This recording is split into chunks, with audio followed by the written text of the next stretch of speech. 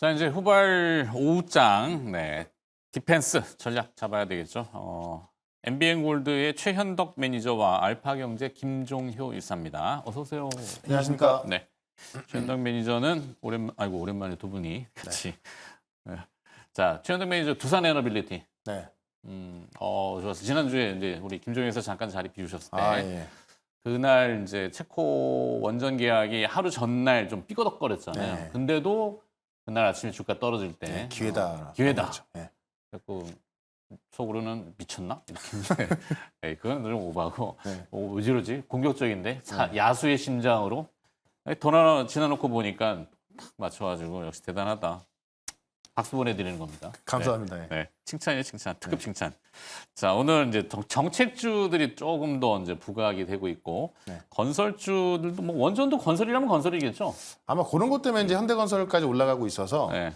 그런 것들이 좀 부각이 되고 싶지 않나. 그러니까 지난주 체코원전 같은 경우는 많은 일이 있었지만은 지금 이제 오늘 간 밤에 나왔던 그 트럼프 정책을 보게 되면은 원전에 대한 정책을 4배 강화시키겠다. 이런 정책이 이제 2050년까지. 네, 50년까지. 그러니까 행정명령에 서명했다라고 나왔거든요. 근데 그 이유 보면은 지금 원전을 계속해서 미국이 주도하고 있던 건데 지금 시점에 보면은 조선 같은 경우도 완전 중국에 잡혀 있는 거잖아요. 네. 그러니까 중국이 지금 가장 많은 원소를 건설하고 있어서 2030년만 된다 하더라도 원전 1등이 중국이 될 거라고 지금 전망이 되고 있습니다. 그러다 보니까는 어떻게 보면은 지금 이 원전은 이 AI 시대에 있어서 이제 어떤 그 부족한 전력을 채워줄 수 있는 다크호스로 떠오르고 있는데 네. 그게 또 중국에 지고 있다고 보니까는 또 원전 정책 강하게 나온 것이고 그런 것들이 나와주면서 사실 이 전 세계 원전 규모가 상당히 커지고 있는 상황에서 미국의 그러니까 어쨌든 트럼프의 정책이 좀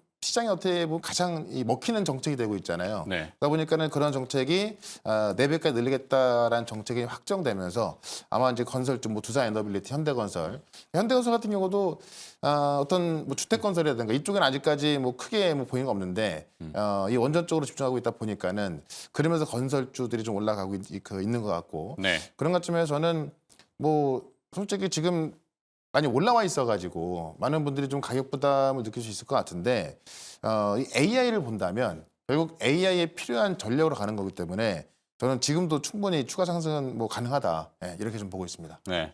미국도 이 원전 사고에 대한 트라우마가 있죠. 1979년도에 스리마일 섬인가요? 네. 그때 원전이 보면 독특하게 굴뚝이라고 하는 게 이제 약간 우리로 치면 뭐 무슨 모양이에요? 호리병은 아니고 그 장구 모양처럼 이렇게 돼 있잖아요. 영화에도 가끔 등장하고 뭐 엑스맨이나 뭐 이런 영화들 네. 보면은 막 굴뚝 굴뚝을 깨고 막 이러잖아요. 자꾸 이제 비방용 용어들이 자꾸 입에 배어가지고 큰일 났네. 자, 어찌됐건 미국도 이제 그런 트라우마가 있기 때문에 원천적인 특허에 대한 기술과 이건 있지만 실제 이거를 행할 수 있는 제조 이게 약하다 보니까 결국 우리가 또 그런 거 잘해준다 이런 개념일까요? 네, 뭐 일단 기술을 공유했다는 측면, 뭐 네. 경수로 기술을 공유하면서 한국형 원전을 우리가 만들어낸 측면이 있지만 그 기술의 원천이 미국이기 때문에 우리가 웨스팅하우스랑 결국 헤어지지 못하고 같이 가고 있는 상황은 분명히 맞고요. 그다음에 뭐 자유진영 내에서는 건설까지 할 수 있는 소위 이제 턴키가 가능한 곳이 프랑스 EDF를 빼면 없기 때문에 네. 우리하고 EDF를 빼면 턴키라는 거는 종합을 한꺼번에 다. 그렇죠. 뭐 설계부터 시작해서 실제 시공까지 할 수 있는 쪽이 프랑스 EDF와 우리를 빼면 아직은 존재하지 않기 때문에 더 싸게 하는 뭐 로사톰이나 중국 기업들이 있지만 뭐 그런 쪽을 뭐 자유제한 쪽에서 할 수 있는 그런 상황은 아니라고 보니까 네. 그러면 그쪽과 공기와 가격이 상대가 되지 않는데 미국이 뭔가 늘리려고 했을 때 협력할 수 있는 쪽은 어디냐. 이거 뭐 말씀하셨다시피 우리나라 기업들이 될 수밖에 없고요. 그래서 현대건설이나 DLENC처럼 상대적으로 이쪽에 많이 특화되어 있는 기업들이 최근에 주가가 좋은 것은 뭐 이런 이유가 분명히 섞여 있다. 뭐 건설 시황이 전체적으로 개선되고 있는 것은 분명히 아니니까. 갑자기 뭐 아파트는 아닐 것 같고. 그렇죠. 뭐 그와 연관된 뭐 기대감이 엮여 있는 거고요. 그다음에 이제 그 두 분의 정책이 이제 후보가 결정이 됐으니까 네네네. 거대 양당 두 후보의 정책 중에서 이 공통적인 정책을 좀 찾아보자면 결국은 뭐 AI나 뭐 에너지 이런 쪽은 당연히 강조가 될 수밖에 없는 상황이고 누구도 부인하기 어려운. 그렇죠. 거기다가 이제 또 AI를 하기 위해서는 에너지가 필요하기도 하고 에너지 개선이 필요하기도 하니까요. 네. 그다음에 이제 거기다 하나 또 결부지어 보면 결국 부동산 시장과 관련된 여러 가지 대책들도 나올 수밖에 없으니까 이런 여러 가지 기대감들이 저평가와 맞물려서 건설주의 강세로 좀 연결되고 있다. 좀 이렇게 좀 봐야 될 것 같습니다. 네. 뭐 행정수도 이전과 관련 건설주 이건 좀 그렇긴 하고 사실 건설도 이슈는 많아요. 요즘 보다 보면 이제 땅 꺼짐 현상이 있잖아요. 그 뭐 싱크홀. 네. 네, 싱크홀이 이제 그 너무 급하게 밑을 다 파다 보니까 사실 그 전력 문제도 한때 이제 우리 왜 그 전신주 없애자라고 전선을 다 밑으로 묻어버리는 정책들을 했잖아요. 네. 그러면서 전선만 묻는 게 아니라 사실 그 데이터망까지도 같이 이제 땅 지하로 가고 거기에 이제 무슨 지하도에 또 고속철 뭐 이런 것들을 한꺼번에 하다 보니 네. 건설이 사실은 이슈가 좀 많긴 한데 뭐 이미지를 잘못 갉아먹으면 또 순살 아파트 되는 거 아니겠어요? 이제 그런 건설 그런 쪽으로 건설 나오다 보니까는 사실 어떤 주가에 대한 모멘텀은 건설주로 갔다기보다도 뭐 가스관이라든가 그런 걸 네. 묻어대는 부분들. 특수한. 네. 특히나 이제 최근에 그 어떤 싱크홀 때문에 나온 정책이 그걸 실제로 뭐 다 살펴보려고 하면은 뭐 꽤 많은 시간이 걸린다고 하는데 네. 뭐 새롭게 묻어대니까는 뭐 그런 종목들이 올라가는 경우도 있고 특히나 최근에 이제 건설 관련돼서 어제 보니까 또 양평고속도로도 또 이야기 나오고 있고 그러니까 지금 원래 하려고 했던 건데 원래 이제 종착역이 뭐 약간 논란이 있어서 그렇지만 하던 걸 안 하겠다는 건 아니잖아요. 약간 정체가 돼 있던 거죠. 그 속도에 대해서. 그러니까 이런 것들이 이제 우리가 주말에 다들 아시겠지만 이제 야당의 어떤 그 후보가 나오는 과정에 있어서 좀 많은 일들이 있었는데 어쨌든 그 우여곡절 끝에 확정이 돼서 오늘 아침에만도 이제 어떤 속보로 뜨는 그런 정책들이 상당히 많더라고요. 그러니까 이 여당과 야당의 정책들이 계속 나오고 있고 두 개가 겹치는 정책도 있고 하다 보니까 그런 정책들이 뜨고 있고 저는 그런 정책 중에서 이제 어떻게 보면 공통적으로 좀 볼 수 있는 그런 것들을 보는 게 가장 안전하다 보거든요. 왜냐하면은 어느 한쪽만 밀고 한쪽은 반대하는 정책이라 한다면은 네. 한쪽이 당선된다 하더라도 상반된 정책이라면은 그러니까 그 결국 나중에 또 국회를 통과해야 되는데 만약에 한쪽이 상반된 의견을 갖고 있다 한다면은 또 거기서 좀 어떤 논란이 많을 거잖아요. 그렇죠. 그러니까는 어떤 두 당의 어떤 의견이 같은 그런 쪽을 봐야 되는데 최근에 코인 같은 경우도 보면은 두 당의 의견이 같고 네.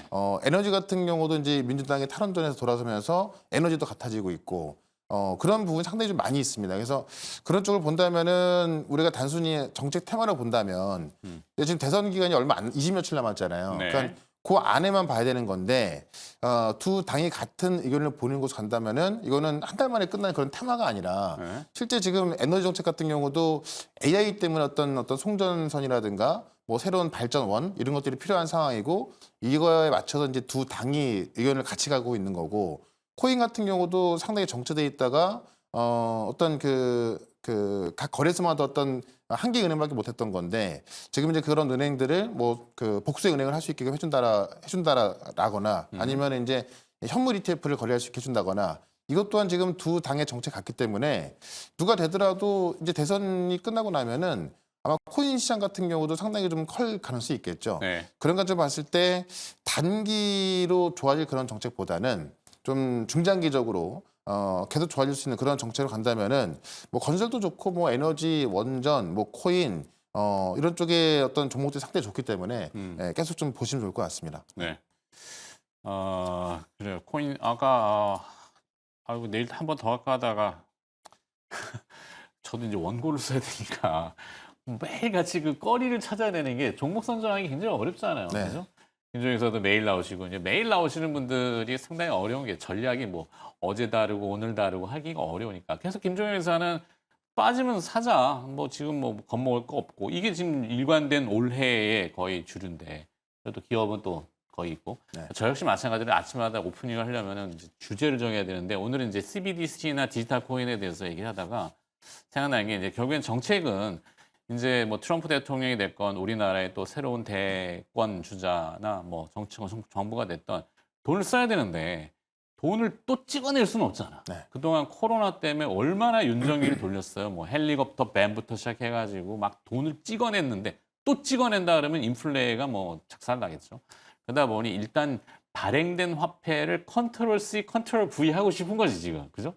제 생각이 그런 것 같아요. 그러니까 디지털 화폐에 대해서 지금 막 주창하는 게 뭐 CBDC 같은 것도 그렇고 약간 그런 뉘앙스여서 그 일부분이 낙수 효과라도 이제 정책적으로 주시장에 들어오면은 모 후보는 5,000포인트 부르셨잖아요. 그게 뭐 그냥 5,000 뭐 이게 지금 2,500 되는데 2,700 부르기는 애매하고 3,000 부르기는 너무 작고 3,500 애매하고 그렇잖아. 그럼 5,000을 불러야 되는데 거기에 대한 당위성과 근거를 마련해야 되는데 이런 정책들이 지금 막 부과되고 있는 거. 아, 또 얘기 많아졌어요. 자, 디지털 화폐. 근데 결국은 이 금융자산이 어떤 식으로든 증가하게 만들어야 되는데 우리 자산은 아무래도 부동산 자산이 주력이다 보니까 경제정책의 주력도 그다음에 뭐 민심의 향방도 결국 부동산 가격과 부동산 정책에 따라서 롤러코스터를 타잖아요. 그렇죠?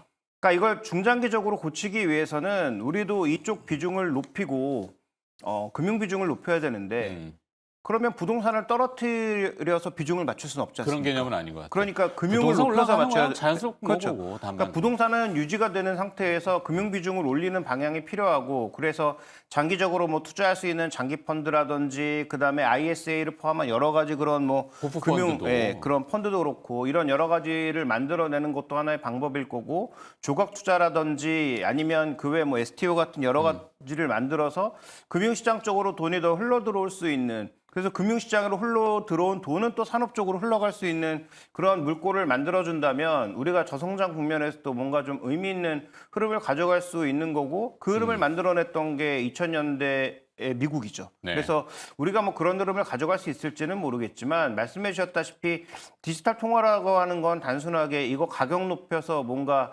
크게 돈 벌어보려는 그런 시도를 하시는 분들도 물론 있겠지만 큰 틀은 기존의 통화와 잘 접목을 해서 소위 이제 스테이블 코인이라고 하는 것들을 잘 만들고 그렇죠. 이것을 또 CBDC까지 만약에 연결을 시킨다면 이건 하나의 금융의 큰 흐름이 될 수 있기 때문에 그런 측면에서는 저는 볼 필요가 있다 이렇게 그러니까. 보고 있습니다. 신용 창출이죠. 또 하나의.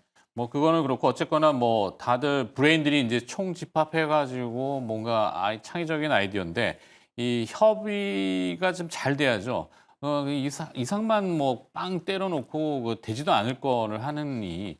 그러니까 뭐 하여튼 좀 잘 밟아가기 시작해요. 세법 개정 같은 것도 충분히 고려해야 되는 한때 우리 왜 금투세라고 하는 것들에 네. 대해서 투자자들이 굉장히 고민을 많이 했잖아요. 또 잘 합리적으로 가야죠. 세금 하니까 또 얘기할 게 많은데 그건 나중에 하고. 자, 미국과 중국의 지네바 협상 실질적인 진전은 어느 정도로 좀 파악됩니까? 일단 뭐 오늘 밤에 발표가 될 거로 보는데 그러니까 트럼프 대통령은 상당히 많은 합의가 있었다. 뭐 많은 것들 논의했고 합의가 있었다라고 해서 상당히 기대를 많이 할 수 있게 하는 그런 면을 많이 했는데 이제 중국의 이제 허 부총리 같은 경우는 뭐 어떤 컨센서스 같은 경우는 뭐 같이 이제 진전이 있었다고 했지만 아직까지 이제 뭐 합의할 게 많고 또 다시 만나야 되고 해서 트럼프 대통령의 어떤 그 기대에 뭐 찬물을 끼얹은 건 아니지만 그 톤을 좀 딱 맞춰놨거든요. 네. 그러니까 제가 봤을 때도 중국의 입장이 맞는 것 같아요. 지금 뭐 한번 그 뭐 2인자끼리 만나가지고 네. 뭐가 해결됐을 리도 없는데 트럼프 대통령 항상 이런 게 있으면은 항상 뭐 되게 좋았다, 뭐 상당한 뭐 논의가 있었다라고 이제 기대감을 좀 많이 주지 않습니까? 네. 그래서 그런 관점에 있어서 그 이야기가 나오고 나서 이제 나스닥 선물이 거의 2%까지 올라가면서 좀 많이 올라가는 게 아닌가 싶었는데 어쨌든 중국에서는 좀 신중한 답변을 내놓고 있어서 네. 아마 오늘 밤에 발표가 되면은 제 생각에는 그냥 뭐 어느 큰 틀의 어떤 합의라든가 뭐 방향 정도는 나왔을 것 같은데 어떤 그 뭐 세부 사항이나 이런 것들은 전혀 없을 것 같은 느낌이 들고요. 네. 그러니까 뭐 보고 나서 말을 하겠지만은 트럼프 대통령이 말했던 것처럼 그 정도까지 합의가 됐을 것 같지는 않다. 그러면 저는 우리 시장 오늘 못 가는 이유가 네. 결국 항상 트럼프는 계속해서 왔다 갔다 했었고 중국은 좀 신중하게 대답했던 부분이 있으니까는 어떤 믿어 못 믿어의 네. 개념에서 지금은 의심스럽다. 트럼프를 안 믿는 거죠 이제. 오히려 뭐 당연히 누가 보더라도 어떤 큰 합의가 나왔을 것 같지는 않으니까. 네. 그런 관점에서 이제 그 지금 나스닥 선물 올라가는 거 대비해서 못 올라가고 있는 건데 저는 뭐 그게 맞다 봅니다. 왜냐면 갔다 빠지는 것보다도 네. 차라리 좀 바닥을 다지면서 천천히 올라가는 게 더 맞다 보거든요. 그래서 그런 관점에 있어서 좀 지켜보시면 될 것 같고, 다만 이게 뭐 안 좋다는 이야기가 아니라 그렇죠. 어떤 빠그라지거나 네. 아니면 어떤 의견이 일치해서 어그러지거나. 예, 아예 안 될 것 같거나 예, 뭐 그럴 것 같지는 않으니까 알겠습니다. 뭐 그렇게 뭐 우려하실 필요는 없을 것 같습니다. 네. 예. 어찌됐건 미국은, 그러니까 제가 이제 비유를 들 때 좀 그런데 7월 4일이 이제 뭐 대부분 아실 수도 있는데 미국의 독립기념일이잖아요. 그쪽은 그 독립기념일이 상당히 거대한 중간 1년 중에 중반의 행사이기 때문에 불꽃놀이 해야 돼요. 막 폭죽 터트리고 뭐 해야 되는데 폭죽이 없다니까 지금. 중국에서 지금 2달 전이잖아요. 어느 정도 타협을 해야 폭죽 배에 실어가지고 출발을 하면은 독립기념일 날 막 폭죽, 지금 잘못하면 연날리게 생겼단 말이야. 그러니까 트럼프 대통령의 이 관시를 하는 보여주기식이라면은 분명히 뭔가 딜은 있을 거다. 저의 추론은 그래요. 김종인 교수는 어때요? 네, 저는 오늘 뭐 옷장 전략이기도 한데 저는 오히려 부분 매도가 좀 필요하다라고 보고 있습니다. 부분 그동안은 매도? 오. 그동안은 뭐 지속적으로 이제 뭐 시장에 대해서 긍정적으로 말씀을 드렸지만 의외인데? 뭐 트럼프 대통령 뭐 최근에 보시면 아시다시피 뭐 기대 잔뜩하게 만들어 놓고 실제 결과는 김배는. 뭐 아무것도 없고 이게 계속 반복되고 있으니까. 그다음에 또 하나의 포인트는 단순하게 뭐 시장이 빠질 것 같아서 지금 부분 매도를 말씀드리는 게 아니고 그동안 뭐 최현동 매니저도 마찬가지지만 저도 뭐 조선방산에 대해서는 한 번도 의심하지 않고 계속 긍정적인 말씀 그렇죠. 드리고 있는데 네. 만약에 미국과 중국이 정말 합의를 해요. 그래서 뭔가 긍정적인 흐름으로 가져갑니다. 그러면 조선방산만 갈 것 같지 않거든요. 종목이 바뀔 수 있거든요. 그동안 관세로 눌렸던 종목군들이 움직일 수 있거든요. 그러면 그거 살려면 뭔가 현금이 또 필요하지 않겠습니까? 네. 그러니까 그런 차원에서라도 저는 좀 부분 매도가 필요하지 않을까. 그래서 한 번에 끝날 협의가 아니라는 점에서도 일정 부분 매도가 필요하다라는 점. 두 번째로는 정말로 협의가 이루어진 것이라면 네. 뭐 한 단계, 두 단계 진전된 것이라면 그동안 관세 때문에 눌려있던 종목군들로도 매기가 쏠릴 만한 가능성은 있죠. 지금 뭐 시장에 보시면 그동안 전혀 움직임도 없었던 뭐 백화점주도 오늘 막 대거 급등하고 있잖아요. 네. 그러니까 뭔가 조금 개선만 된다고 하면 우리 시장에 올라갈 만한 싼 종목군들은 널려 있단 말이죠. 그러니까 정말 미중 관세 협상이 풀린다? 그러면 그와 관련돼서 눌렸던 종목군들이 움직일 수 있기 때문에 그쪽을 이미 뭐 담아 계신 분들이야 상관이 없겠지만 그쪽 전혀 없이 지금 뭐 주도주가 조선방산, 뭐 엔터, 뭐 그다음에 원자력 이런 쪽이니까 여기에만 올인하셨던 분들은 일정 부분 차익 실현을 해서 새로운 종목군들의 움직임에 능동적으로 대응할 필요도 좀 있지 않나. 전 좀 그렇게 생각을 하고 있습니다. 좋습니다. 최현동 매니저는 옷장 전략 어떻게 잡아가실 건지. 두 분이 의외로 오늘 약간 보수적인 스탠스가 좀 엿보이긴 하는데 네. 전략과 그다음에 오늘 선택은 어디로 그래서? 그러니까 저는 이제 오늘 바이오 기업 하나 말씀드릴 건데 바이오 테크. 방어로? 예. 방어는 아니고, 그러니까 오늘 바이오 종목들이 빠지는데 그 이유가 그러니까 다음 지금 주에 이제 약간 의약품 관세 네. 오늘 밤에 그것도 발표한다고 하거든요. 그러니까 핵심은 뭐냐면은 미국 내에서 이제 생산하는 바이오 기업들은 그래도 괜찮을 것 같고 지금 미국 밖에서 만드는 그런 의약품 같은 경우는 관세도 매기겠다 아마 그렇게 나올 것 같은데 지금 그래서 이제 셀트론 같은 경우도 좀 빠지고 있는 거거든요. 자, 아무리 미국 내 공장을 만들겠다 하더라도 시간이 걸리는 문제니까. 다만 지금 셀트리온 같은 그런 기업들은 이제 직접 생산해서 판매하는 그런 기업들 제외하고는 우리 바이오 기업들은 대부분 신약 개발 기업이기 때문에 이 신약 개발 기업이 어떤 관세를 물리거나 뭐 그럴 것 같지는 않다는 얘기죠. 예, 그런 관점에 있어서 오히려 오늘 그런 의약품에 대한 관세 때문에 빠져있던 종목들은 제가 볼 때는 꽤 좋은 매수 기회가 될 수 있기 때문에 네. 바이오 약품은 좀 매수해야 될 것 같고 또 그 중에서도 지금 최근에 이 의료 AI 쪽으로 많이 강화되고 있기 때문에 이 바이오하고 이제 의료 쪽이 합쳐진 그 바이오텍 종목 중에 하나를 잠시 뒤에 좀 말씀을 좀 드려보도록 하겠습니다. 네. 네. 그렇죠. 약가를 인하시키려면은 뭐 여러 가지 방법들이 있지만 수입되는 가격을 낮추든지 네. 아니면은 자체적으로 그 약에 개발하는 데 들어가는 천문학적인 비용들을 낮추든지 네. 그중에 이제 AI 바이오가 최근에 그렇죠. 있잖아요. 뭐 FDA라고 하는 미국 식품의약품안전청 맞나요? 네. 네. 거기에 승인을 하는데 전임상 단계, 동물 실험 단계를 이제 AI 데이터로 대체하겠다. 하겠다. 네. 그래서 관련된 기업으로. 그것도 정말 중요한 게 뭐냐면, 그러니까 지금 어떤 생산 단가를 낮춰놔야 되는 거고 트럼프 대통령이 어제 이제 그 SN을 보니까는 미국만 이렇게 약간씩 비싸냐. 네. 그래서 많이 어떤 빅테크, 빅파마 기업들한테 요구를 해왔던 건데 빅파마 기업들이 항상 답변이 이제 어떤 R&D 비용이 많이 들어가고 있다. 이런 게 좀 답변이 많이 나왔다 하더라고요.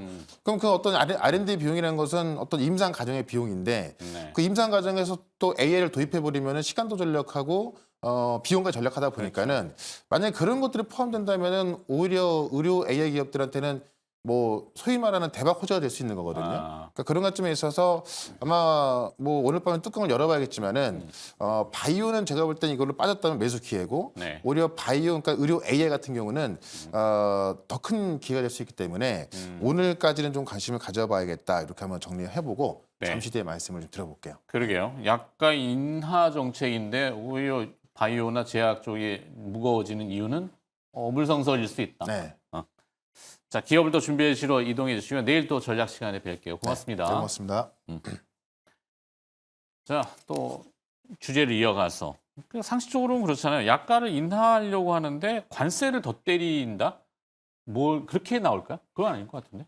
일단 그러니까 지금 미국 시장에서 핵심 포인트는 제약 회사들이 가장 많은 돈을 벌 수 있는 국가이기 때문에 그러니까 이들의 로비력을 통해서 그 다음에 약 가격을 상대적으로 비싸게 계속 선정할 수 있는 보험사들과의 어떤 협의라든지 의사들과의 협의, 그 다음에 이걸 용인해주는 어떤 그 의회와의 협력 이런 것들이 하나의 약가를 높이는 그런 전략이었기 때문에 저는 약가를 낮추기 위해서 그냥 심플하게 생각하면 제네릭하고 바이오시밀러를 대거 투입해서 네. 오리지널 약이 스스로 떨어지게 만들면 된다. 근데 미국은 진출을 해도 의사들이 원래 오리지널만 쓰거나 아니면 제네릭을 아예 배척하거나 이런 식으로 지금 가격을 유지하는 마진을 유지하는 형태로 가져가고 있기 때문에 이걸 과연 뭐 트럼프 대통령이 어떻게 바꿀 수 있을지는 저도 좀 아직 고개를 갸웃하게 됩니다. 그래서 복잡하게 생각하지 말고 저는 심플하게 보면 결국은 약가를 낮추는 방법은 제네릭과 시밀러를 늘리는 방법밖에 없고